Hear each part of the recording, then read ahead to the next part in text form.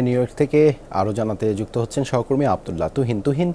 Doctor Yunus ও Antony ব্লিনকেনের মধ্যে বৈঠকের বিষয়ে আর কি তথ্য আছে, সেই সাথে প্রধান উপদেষ্টার অন্যান্য কর্মসূচি সম্পর্কেও জানাবেন।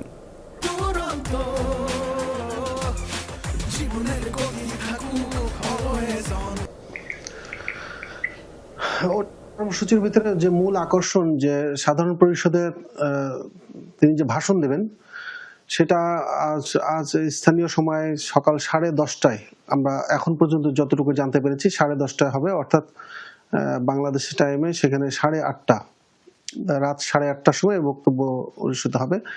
এবং তিনি তার বর্তমান সরকারের যে বিপ্লবী একটি সরকার, গণবিপ্লবের মাধ্যমে যে সরকার যে প্রেক্ষাপটে এসছে সেই প্রেক্ষাপট বর্ণনা করবেন এবং ওই সময় যে মানবাধিকার লঙ্ঘনের ঘটনা ঘটেছিল, নিরীহ ছাত্র জনতা, নিরস্ত্র জনতার উপরে যেভাবে গুলিবর্ষণ সহ গণহত্যার ঘটনা ঘটেছিল, সেই বিষয়টি তিনি তার বক্তব্যে তুলে ধরবেন। এমনকি সেই 5 আগস্টের পর নতুন এক বাংলাদেশ যে যাত্রা শুরু হয়েছে, সেই যাত্রার কথাও তিনি বিশ্ববাসীকে বলবেন এবং বিশ্ব নেতাদেরকে সেই বাংলাদেশের নতুন যাত্রায় বাংলাদেশের সহযোগী হিসেবে পাওয়ার আহ্বান তিনি জানাবেন।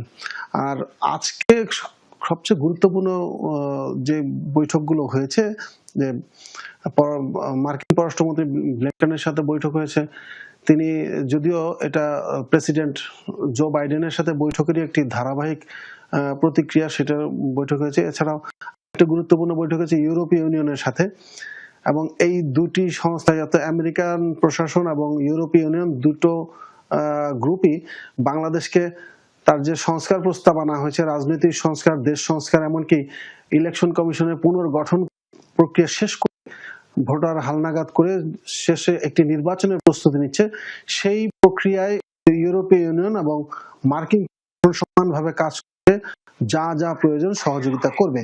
এসব এর বাইরেও অর্থ পাচার করে যারা বিদেশের টাকা পাচার করেছে, তাদের টাকা কিভাবে দেশে ফিরিয়ে আনা যায়, সেটাও এই দুই দেশের কাছে সহযোগিতা চেয়েছে। তারা সেই আশ্বাস দিয়েছেন সর্বাত্মক সহযোগিতা করার জন্য। এই দুটি বিষয় যদি কার্যকর হয়, তাহলে আমাদের এখানে লক্ষ কোটি টাকা যে পাচার হয়েছে, সেটাও ফিরিয়ে আনার একটা প্রক্রিয়া শুরু হবে বলে আশা করা যাচ্ছে। দেবাশিস, ধন্যবাদ তুহিন যুক্ত হবার জন্য।